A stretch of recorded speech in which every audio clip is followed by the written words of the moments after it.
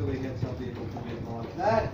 Then once he had that rough shape, he'd then work his way round the block with what's known as a hook blade to get it to a smoothed off shape or to sand up. Now, a hook blade is one of these. This multiplies your strength by about 5 times by the actual length of the blade. You hook that under there, and he then worked his way around the block until he got exactly where he required on the outside. Now you can see that I can work away at that very easily. That's because of all the moisture that's in that timber. It's almost like rubber or paper. You can see it's really pliable there. When it dries out completely, it's not completely dry, but already you can see it's starting to get a bit tough. It gets to the stage that you have to throw it away. Now, I won't sit and wheel this one here for the next hour or so, which would normally take to get the outside shape cut. Use my trusty machine in the corner here. This one will do the outside shape of the shoe. It takes about a minute and a half to do that, compared with about an hour or so working with the hook blade. So we'll set this up and we'll start to get underway. Now the best place to see it from is in this. You guys are pretty right. As long as you can see that part of the block. You all see it right? Yep. There you go. Stay back a bit, don't throw this all up around.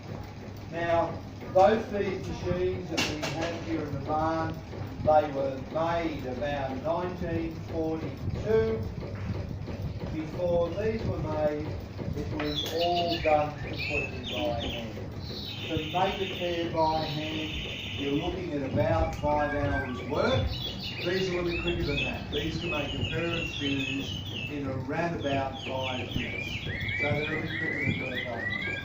How the old machine works, we have a template on the back, which is shaped the same as the outside, shape of a clog or a shoe. That template and our block of timber will both stick together, and hopefully, all going well, we end up with an identical shape, the same as that template, sitting there in about a minute and a half time. This shoe we're doing this afternoon is a size 21 right, and that's for a child about 9 or 10, which is the size 21. Okay, here we go. Good one.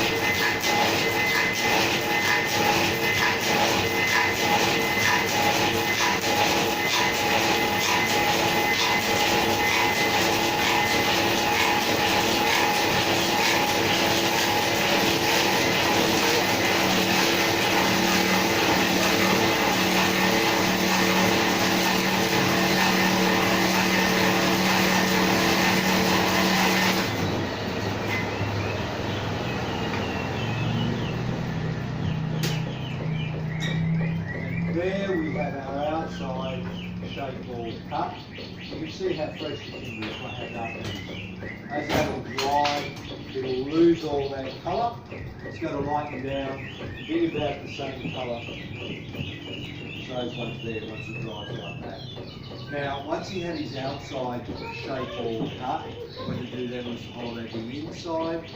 It used to be done using what's known as a spoon drill, and the spoon drill is one of these. He put his clogs into a vice like I've got there so the shoe can't move at all, that's perfect. With both shoes held firmly in place and both hands on the top of the spoon drill, big start.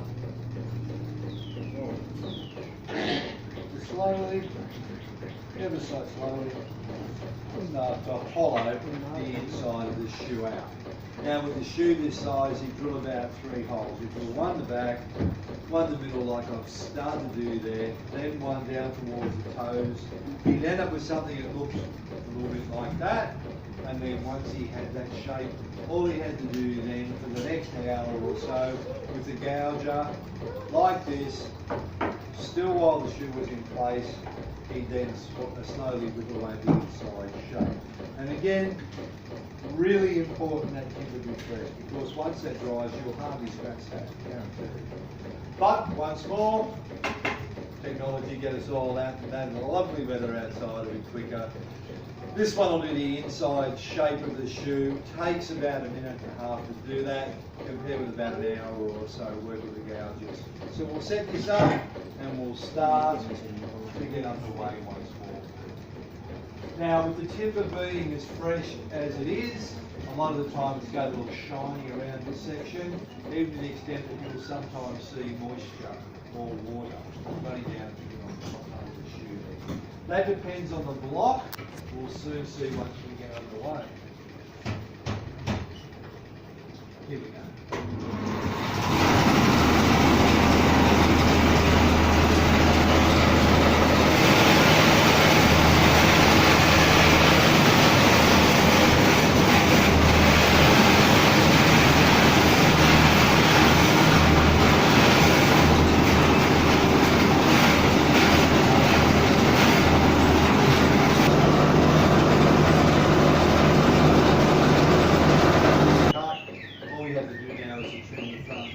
It's a little bit tricky to try and walk with that up stuff on the front. And all going well, we'll end up with a ball.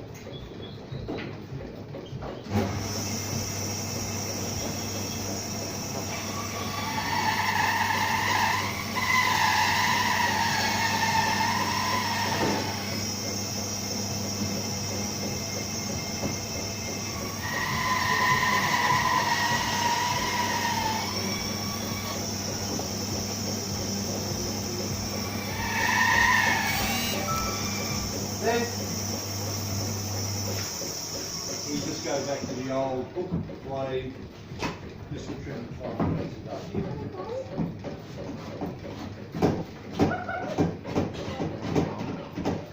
And again, you can see it's reasonably soft and easy to work. Timber being so fresh.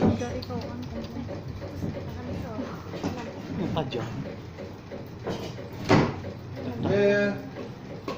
We have our pots. We left now for about a week for all the moisture to come out of the timber. Once it dries completely, it's going to weigh and look about the same as this one here. So if you come in a minute, you'll feel this one is very light, it's also very dry. Compare the one this one, really heavy, quite cool and damp as well. If I hold that up in the light, you can see daylight through the grain there. And then when they dry out completely, you can't see through them at all. So there really is a big difference between the two. Come down and have a look at those. Once you've done that, if you're brave enough, you can go for a walk around the yellow ones at the back of the room down there. They're not as bad as they look. I'll guarantee the first 100 miles are the worst. So pick them up, feel the difference between those. If you do go for a walk around the yellow ones, do make sure that they are very loose. So they just slide on and off like mine. Not today, baby. So there you go. Where are you from,